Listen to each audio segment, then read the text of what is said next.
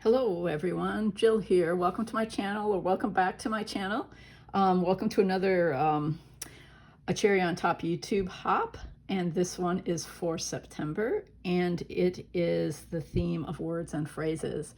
And I'm a college professor and just got back into the classroom yesterday and got my reading plans ready for my students. And because I teach literature, I have some stacks of books. And so with the words and phrases, this is like perfect timing for me because there are lots of words and phrases in these books that I'll be reading in the coming months. As you can see, there's a little overlap between the two classes, but a lot of reading. And so the phrase that I'm working in my traveler's notebook, and the phrase I'm going to put on the page is, does this look like too much reading? Because it does. But as I say in the little bit of journaling I wrote up, it works out. My students develop some reading stamina, which is really good for them. And I do too. So after, slacking off a bit more in the summer. So I'm going to go ahead and start with the word and phrase that is my big title. That, as you can see, I just used alphabet stamps, stamped it out in black and then a teal blue. This is an older ink pad by Concord and Ninth, which I think Cherry on Top has carried. Otherwise, it's Ranger Archival or Tim Holtz Distress Oxide. I think this is the persimmon color from Tim Holtz. Let's see, let's just go ahead and start at the top of this strip. You could stamp right onto your page, but I have been working in this traveler's notebook for quite a while, and so it's pretty bumpy, and it wouldn't have made for very good stamping. But I do have some graph grid paper that's also a kind of cream color that blends in pretty well with the background of my notebook. So you could either do that, but you could also put some sort of contrasting paper. That would look cool too, I think, if you wanted to try this kind of approach of stamping out quite a few words. I do love alphabet stamps. These are just stamps from my vast stash of varied alphabets. And this glue, which I really like, is Kikuyo, I think, the one that's GLOO glue. It's good for this kind of, I use a tape runner, as you'll see here, for photos, but it's good for this kind of paper-to-paper gluing. I like this square applicator because you can get right into the corners when you've cut rectangles like this. Sometimes you still have to go in with a little bit more after you get it placed down, but okay, I think I left room for the question mark. Part of the reason I used this alphabet is that I knew it had a question mark. Not all alphabet stamps have question marks, you know, which is kind of too bad. I always like the ones that include a little bit of punctuation.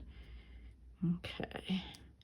And you can also notice that it's very like messy, wonky stamping. I just did it quickly. It's that's just my style, I guess. You can put more time into it and make it neater, but for the whole vibe of this notebook, that's what I'm going for, is just the casual look, I guess. I'm going to go ahead and I took some scrap paper. This is from Art and Creative, the Hidden Creek. And so I used this side, kind of working with teals and yellows and oranges, so for my color scheme. And then the other side of this is cool. It's got this kind of muted green dot. I'm using that under the other photo. So let's just go ahead and get these on their scrap paper mats. I'm going to do a little bit more. We'll get into that in a minute under this, so I'm not going to adhere it down yet. But let's go ahead. You can see this is a scrap. It's not actually big enough, but that's okay. We're going to make it work because we're going to layer in some other papers. And it always feels good to use the scraps. Okay, the other thing I wanted to, besides the emphasizing the words here and the phrases here, simple enough. I wanted to talk a little bit about layering stencils. I don't use them too often, but this was super simple to use and it turned out really cool. It is a Pink Fresh layering stencil set. And I just used, I don't have it right in front of me, but a little tiny applicator, which was good for the smaller size.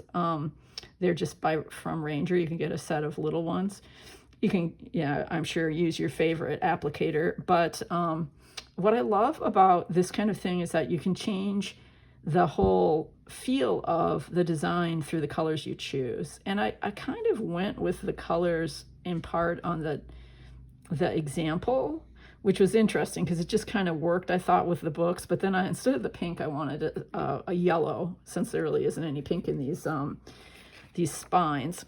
Okay, so I did also did this just to be safe on graph paper. I hope we have enough light here. It's really sunny out. I did this on graph paper, and I could have done it directly on the background. I think that would have worked out okay, but I'm okay with it because I want to kind of divide it between the two sides and use, like, just tear into it and use a little bit here and a little bit there.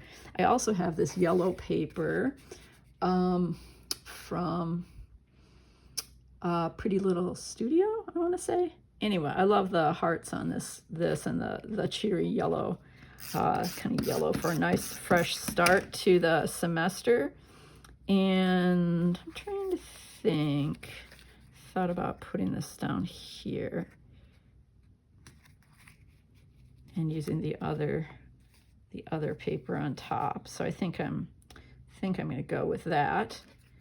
So a little bit more paper underneath that. This one I'm ready to glue down, though I'm going to save some space at the top for my stenciled paper. Yeah, I'm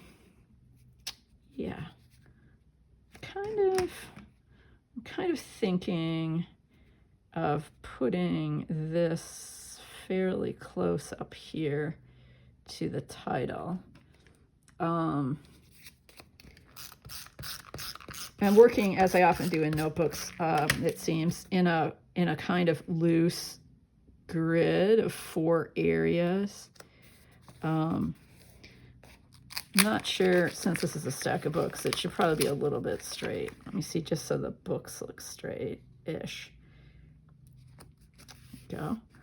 I don't know. Now they're both kind of the same height, which I don't think I want.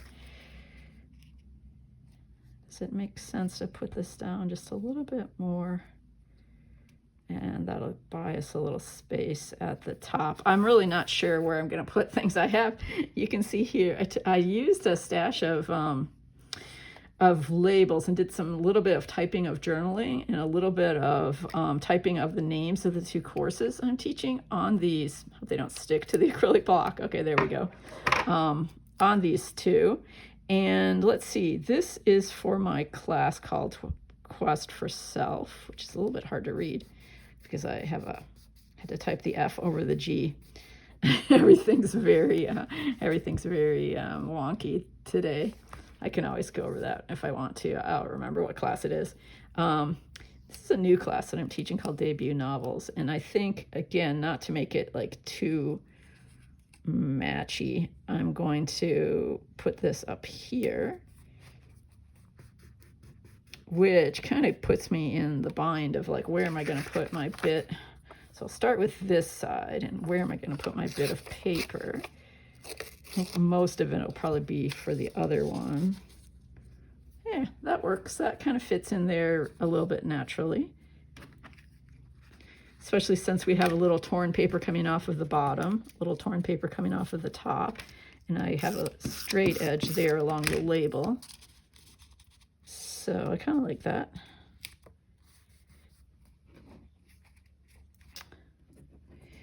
And then, let's see, try and stay in the frame here.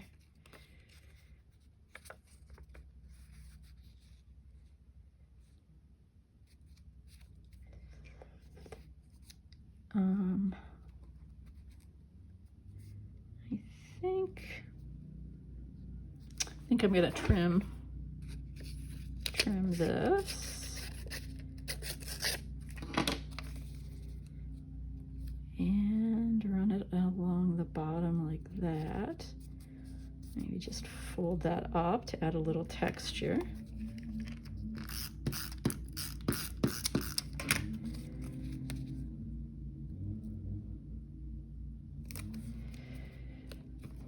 Okay. Let's see. So that's nice and bright and cheery. Trying to think where I want my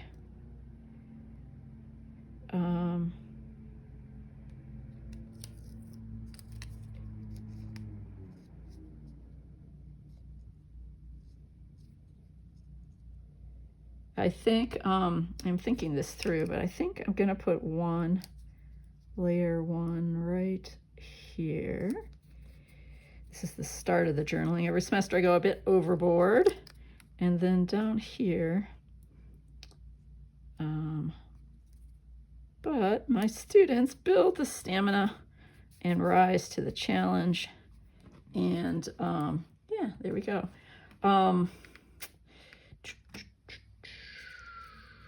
Because there's this bright orange and red in here, I pulled out a red label that said today was, and I typed nerdy and stamped a pen. So where do I want this?